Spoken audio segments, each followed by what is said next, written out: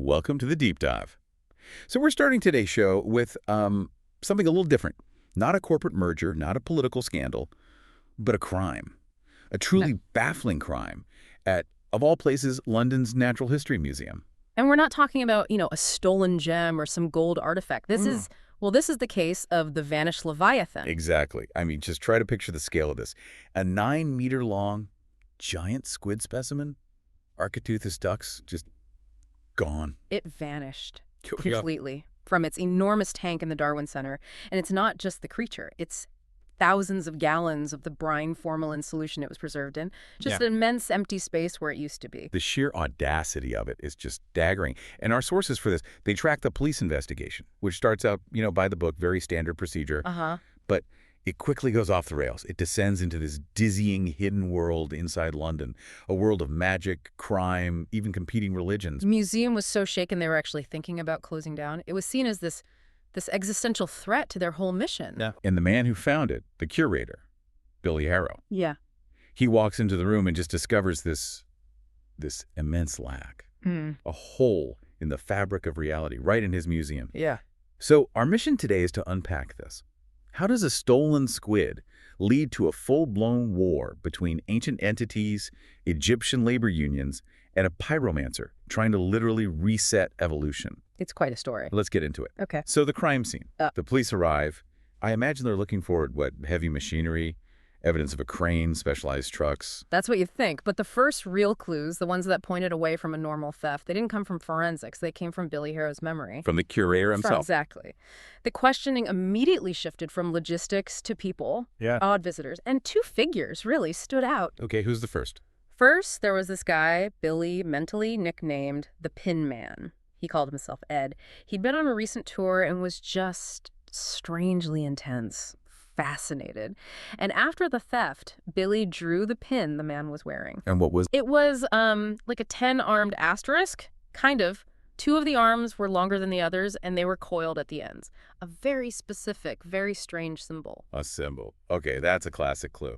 And the second figure? The second was an inside job, or at least it looked that way. A man named Dane Parnell, who'd been hired specifically to look after the squid, had also vanished. The caretaker. Sort of, yeah, an assistant curator. So his disappearance alongside the specimen just screamed collusion. But it raised a much bigger question. Why would the guy hired to preserve a scientific treasure help steal it? Right, and that's the pivot, isn't it?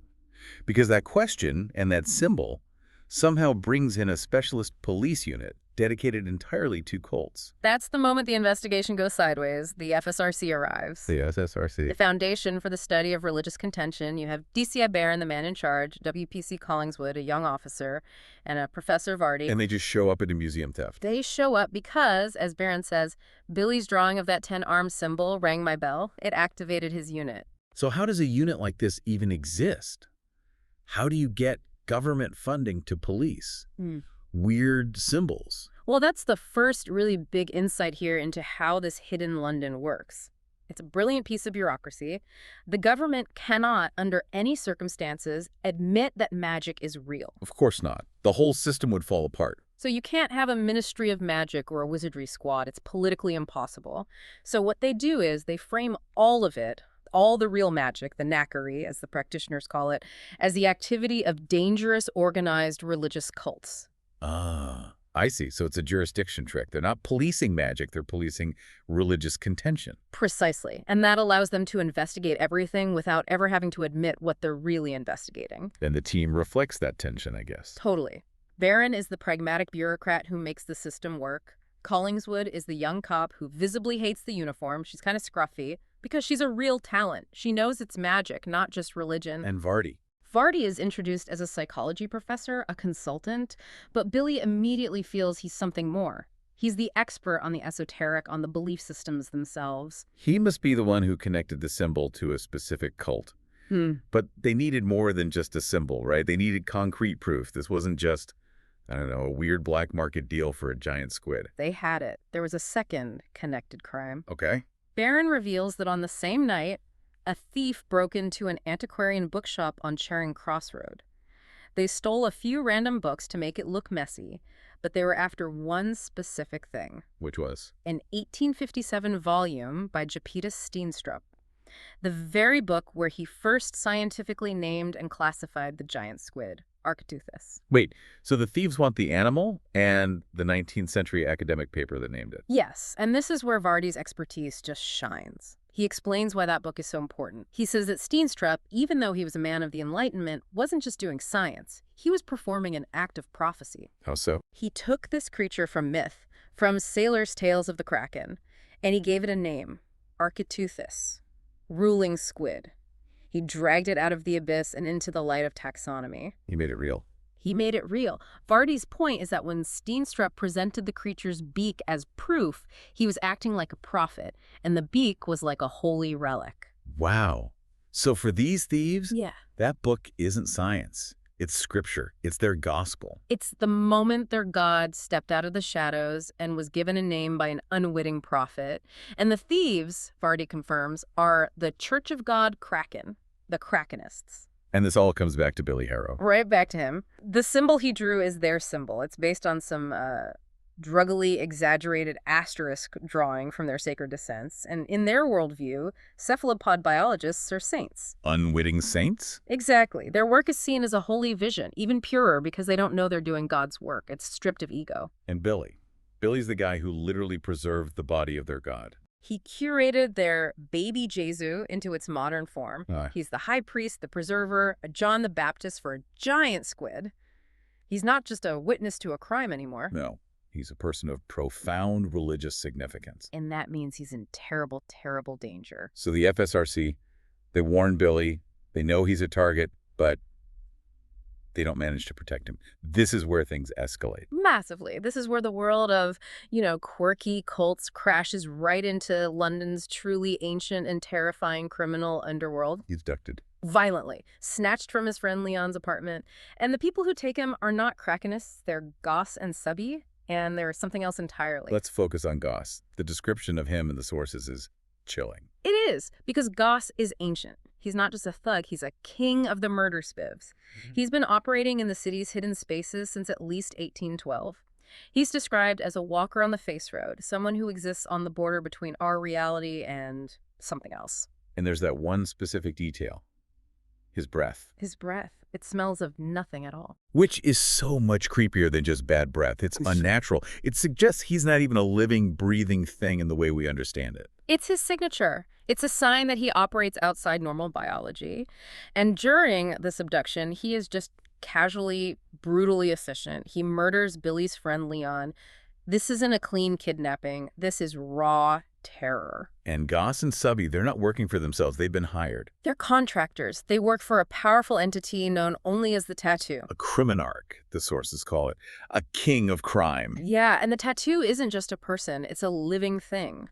It's the consciousness of a dead crime lord named Grissamentum, which has fused itself into the skin of its human host, a man named Paul. So a man is wearing a sentient tattoo that runs a criminal empire. And the Tattoo wants the Kraken. Yeah. It understands its immense value in the city's escalating magical economy. Unbelievable. And Billy, in the middle of all this horror, he does something small, but it says everything about the hidden rules of this world. It's this heartbreaking moment of clarity. He's in shock, Leon is dead, and he gets a moment alone. He whispers the news of Leon's death into a postbox. Just into a postbox. Yeah. He addresses it to Leon's friend, Marge, and asks the city to pass the message along. He doesn't even know he's doing magic, what they call knackery. He just instinctively knows that London itself listens. He's using the city's hidden infrastructure without even realizing it. Exactly. Meanwhile, the FSRC are trying to find him. And this is where you really see the contrast between Barron, the administrator, and Collingswood, the talent. She's the one who can actually operate in this magical world. She is their real asset. She tracks Billy not with forensics, but by reading his trace, the psychic residue of his attention on things. What does that mean? She can touch a door frame he touched, and she gets these flashes, these messages, seen through a broken screen. She's literally following the trail of Billy-ness he left behind. That confirms it then. London itself is fundamentally magical. Let's pause on that word you used. Knackery. We need to define that. Knackery is the street-level term for it. It's the practical, operative magic of London. It's not about wands and spells. It's more like a parallel technology. It's about exploiting the fundamental rules of the city's matter and its memory. And the experts are the Londonmancers. Right. The Londonmancers. Can you give us some examples of what they can do? Sure. We meet Fitch, who's a hairspecks. In ancient Rome, that meant reading the entrails of sacrificed animals. Right. In modern London, Fitch reads the entrails of the city. The gunk in the sewer pipes, the patterns in the garbage. He reads the city's future from its waste. Okay, that's fantastically grim. Who else? Then you have someone like Sarah, the plastician. Her knack is more direct. She can shape city matter. She can, fold a metal cash register into a delicate origami crane that still works. That's some music. Or more practically, she can make concrete and glass hesitate. Hesitate. She can make them pause for a fraction of a second, just long enough for a thief to walk through a window or a wall. She bends physics. So the city itself becomes this fluid, programmable thing. And this hidden world, it also has allies. We have to talk about Wadi. Wadi is one of the most incredible figures in this whole story. He is a Shabti. Which is an Egyptian funerary statue, right, from like a pharaoh's tomb. Exactly, from the New Kingdom. They were created to do the pharaoh's work for him in the afterlife. Basically, magical slave labor for eternity. An indentured servant for the dead. But Wadi was different. Wadi rebelled. Around 1100 BC at Deir el-Medina, he organized the first labor strike in recorded history. The tomb builders, his colleagues, downed their tools. He became the rebel. No way. And now, 3,000 years later, he's in London, and he runs the UMA, the Union of Magic Assistants. A union for magical constructs. For golems, for familiars, for brutalized Shabtis, for any constructed being forced into labor by a Londonmancer. He is an ancient, union-organizing, magical Egyptian statue. He's a key ally because he knows all the power structures from the ground up. That is just incredible. And Billy is being thrown into all of this. His own mind is starting to change, isn't it? Something is happening to his perception of the world. It's going deeper than just magic and crime. He's starting to connect with something bigger. He's experiencing these dreams, these flashes of insight that point to the angels of memory, the Nemophilax. The what? The genius loci, the literal consciousness, the protective spirit of great institutions. So the Natural History Museum has a soul. A spirit. It does, and so does the Commonwealth Institute and others. They are the embodied memory of these places, and right now, they are in a state of crisis. What's wrong? The angels are walking. They've been forced out of their quiet existence to fight a war against what the sources call a malevolent certainty, an incoming end. An apocalypse. Something worse, an erasure of history itself. And Billy, as the curator of memory, is becoming the focal point for the museum's angel. So the theft of the Kraken wasn't just a theft. It was the first shot in a much, much larger war for the preservation of reality. Okay, so the Kraken is missing. Billy is a pawn between crime lords and cultists. And now the literal spirits of London's institutions are at war. It's at this point we learn that the end of the world is, bizarrely, a competitive market. It is. The sources say Armageddon has become a buyer's market. With the Squid gone, something is definitely coming, and every little cult the FSRC monitors is jockeying for position, trying to make sure their version of the end is the one that happens. A flood, a plague. The Great Cephalopod Uprising, you name it, they're all on the table. And in the middle of this, the FSRC, led by Vardy, decides to do something completely insane. They decide to fight fire with fire, or, well, fight apocalypse with a smaller decoy apocalypse. They're going to host their own end-of-the-world party. Essentially, yes. It's policing on a cosmological scale. Collingswood, the talent, she notices that Vardy has been subtly tweaking the dates of other cults' doomsdays. What do you mean? These little, harmless cults that predict the end every time tax season comes around. Vardy is nudging their schedules, trying to force a convergence of apocalyptic energy on one day, hoping it will flush the real players, the ones with the squid, out into the open. That is playing with unbelievable fire. Meanwhile, Billy is on the run. He escapes from the tattoo's workshop with Dane Parnell. Yes, and this is where Billy starts to realize he's different. He's not just a victim anymore. He's starting to manifest his own abilities. His own Max. Little things at first. He discovers he can make a pane of glass hesitate, just like Sarah the plastician. But more than that, he's absorbing memories. He's becoming attuned to the city. He's becoming the anchor for the museum's angel. And this escape with Dane, it leads to a huge twist in the Krakenist plot, doesn't it? It changes everything Billy thought he knew. He finds out that Dane's whole story about being excommunicated, about fighting with the Krakenist Pope, the toothaches, it was all a lie. A cover story. A complete fabrication. The church's public position was all piety and patience. Our God needs no rescuing, they said. We will wait for its return. But that wasn't true. Not at all. Dane was a deep cover operative. The toothaches secretly ordered him to find the Kraken by any means necessary, which meant he had to look like a rogue to get in with criminals like the tattoo. The Krakenists are way more pragmatic than they appear. So with Dane and a new ally in Waddy, the union boss, Billy tries to figure out what the actual threat is. And the answer they get from the London Mancers is bleak. It's terrifying. Fitch, the Haruspex, reads the city's guts, and his prophecy is unlike any other apocalypse. He sees a fire. Not just any fire, though. No, a fire that burns things undone. A temporal fire. It doesn't just destroy the present, it erases the past. His exact words are that it leaves nothing ever again. No history, no memory, no chance of rebirth. And this is the malevolent certainty the angels are fighting. This is it. This is the war. And in that same meeting, they finally pieced together how the Squid was actually stolen. It wasn't a crane. It wasn't a crane. It was a man named Simon Shaw, a huge Star Trek fan, a beamer. He was paid with a naked, fully functional, working Starfleet phaser. You're kidding. A real-life phaser. He used it to teleport the entire tank squid, water, and all out of the Darwin Centre. It was messy, it left behind dangerous residues, but it worked. A Trekkie with a real phager stole the squid. That brings us back to the mastermind, then. The person pulling the strings on this fire plot. Who is it, and how does it connect to the tattoo? The true threat is the return of Grisamentum, the Ink King. The dead crime lord who is the tattoo. Right. It turns out he wasn't just cremated. He was incinerated by Vardy's associate, a pyromancer named Cole, using that special time fire. And it didn't destroy him. It transformed him. Into what? Into living, self-writing ink. A magical substance called Lusca Hell Trench Ink. That's grotesque. It is. This ink consciousness is what's living in the tattoo on Paul's skin. It's been sending out messages on paper planes, trying to get the Kraken for itself to consolidate its own power before the bigger fire plot comes to fruition. So all these threads, the Ink King, the Beamer, the Krakenists, they're all starting to connect. And Collingswood and Barron, back at the FSRC, they finally realize the danger isn't external, it's inside their own unit. They realize Professor Vardy has gone rogue. What is his motivation? Yeah. Why would the FSRC's own cult expert want to literally erase evolution? This is the absolute heart of the story.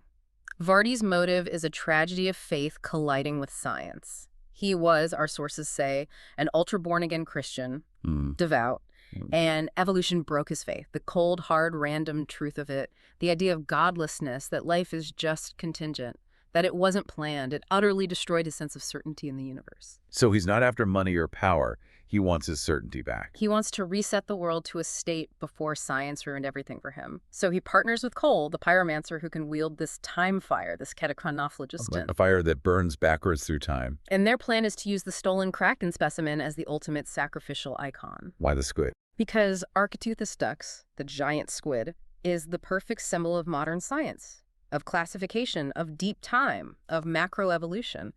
It's the ultimate proof of a godless biological reality. So if they burn the icon with time fire, they don't just destroy a specimen. They hope to rewind evolution itself, to erase the scientific knowledge that stole Vardy's faith. that is a truly cosmic goal. And the final showdown happens right back where it all started, the Darwin Centre. Yes. Billy gets the guilt-ridden Beamer Simon to teleport him right into the heart of Vardy's operation. But when he arrives, he has this moment of pure terror. What is it? The angel of memory isn't there. The presence that's been guarding him this whole time is gone. Why? He realizes the angel isn't focused on him anymore. It's fully engaged in fighting the larger war, the malevolent certainty of Vardy's plot.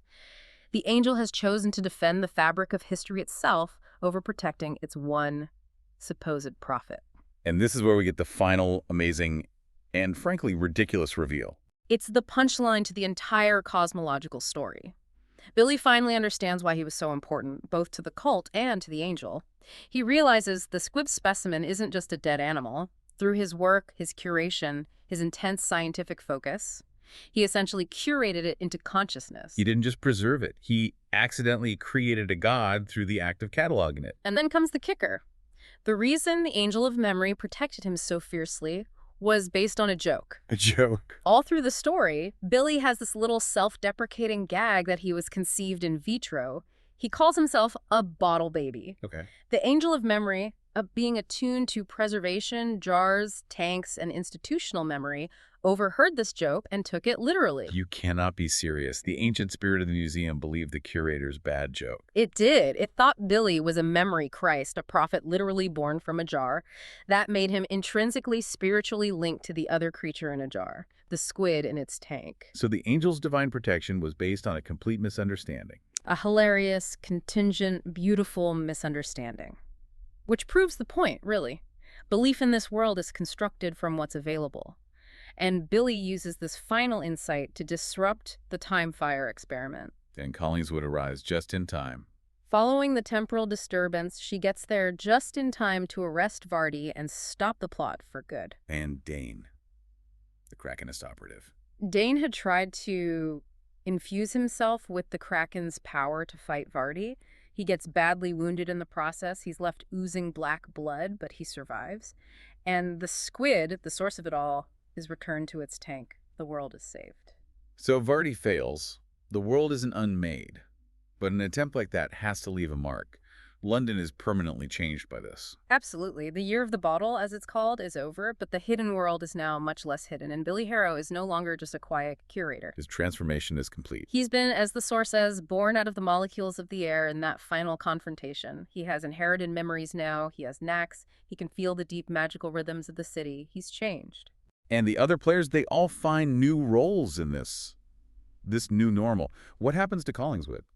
Well, after you stop a god war, you have a lot of clout. She immediately puts in for a promotion and a transfer. She wants to start her own new FSRC cell. One that's equipped to handle the new reality. Exactly. She's ready to police the new old London, where knackery is an accepted, if hidden, part of the job. She's moving beyond just cults. And what about the tattoo? Grisamentum, the Ink King, imprisoned in Paul's skin. Paul, the host, finally gets some control back over his own body. And he does something very smart. He doesn't try to remove the tattoo. He knows how dangerous it is. Instead, he finds a specialist tattooist. And he has them tattoo stitches over the inked mouth, shutting it permanently. So he mutes the crime lord living in his skin. He imprisons him in his own flesh. Grisamentum is still there, conscious, but silenced, unable to run his empire. It's a grotesque but effective solution. And Waddy and his union. The Union of Magic Assistants continues its struggle. They know the power balance in the city has shifted, and ancient threats like Goss and Subby are still out there. For them, the fight for the rights of the magically constructed never ends. Okay, let's pull back. We've gone from a missing squid to an evolutionary do-over. What are the big takeaways from all this? Well, the first is that core administrative truth. Bureaucracy meets magic. The FSRC has to label everything occult to function. The moment the government officially admits magic is real, the entire legal system becomes meaningless. So it all stays under the heading of religious contention. And the second takeaway has to be about the nature of belief itself. Without a doubt. The most powerful things in this world, the Kraken god, the angels of memory, Billy's own prophetic status, were literally created by human attention, by scientific classification, by cataloging, even by a bad joke. The line between a fact and a faith object is basically non-existent. And third, the hidden battles. The real war for London's soul isn't being fought in Parliament. It's being fought by ancient Egyptian union reps, by undead murder spivs, and by the consciousness of museums fighting to keep history from being erased. That's the real infrastructure of the city. we should also touch on Vardy's motive again.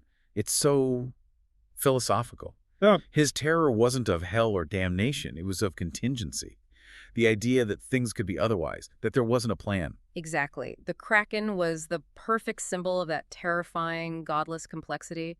And Billy Harrow, the curator, becomes the unlikely hero who defends that complexity, who accepts that his specimen can be both a scientific object and a living god at the same time. So he started this deep dive with a huge empty tank in a museum, We followed Billy Harrow as he was kidnapped by criminals who smelled nothing, tracked by police who read memory, and finally confronted a pyromancer trying to burn evolution itself. And the entire cosmic domino chain was tipped over because a curator made a joke about being a bottle baby, and the spirit of a museum believed him. It just shows you how fragile that line between science and myth really is in this version of London. The second science named the Kraken, it also accidentally made it a god. And now Billy Harrow is no longer just a curator.